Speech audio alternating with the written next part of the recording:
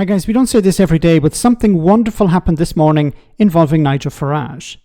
You see, the MP for Claton, who just tried to explain why he shouldn't be hosting surgeries in Claton over a fear of knife crime, but is happy to visit the US, where things much worse than knives are carried about, is too scared to speak to people who disagree with him.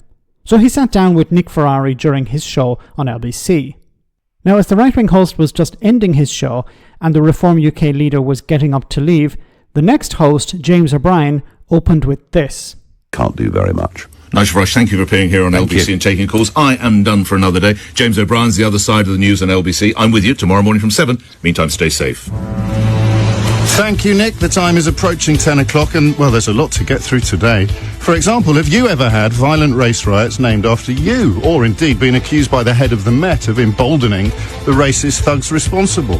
Has your vile and ignorant rhetoric ever helped instigate attempts to burn people alive in their beds? Have you ever cited a self-described misogynist facing rape and people trafficking charges in Romania as a trustworthy news source for events in the UK? Or described yourself as part of a similar phenomenon to him?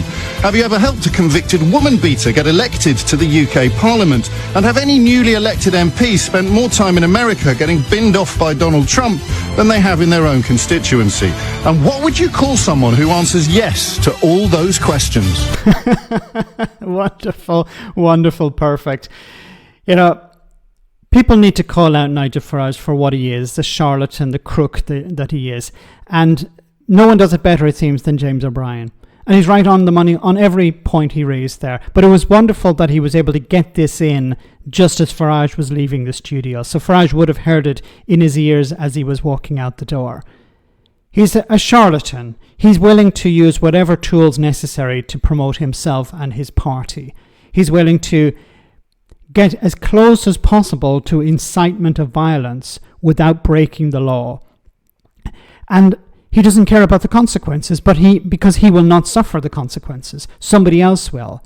It was the asylum seekers who were cowering in fear in those asylum centres that were suffering the consequences.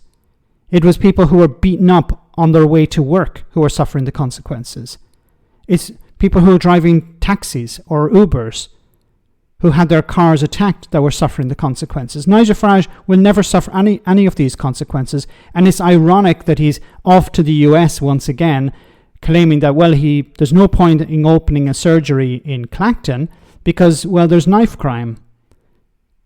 You know, there are hundreds of MPs who are worried about their safety, but they will still provide a service to their constituents. But Nigel Farage is not there to provide a service for his constituents. He's there to serve himself.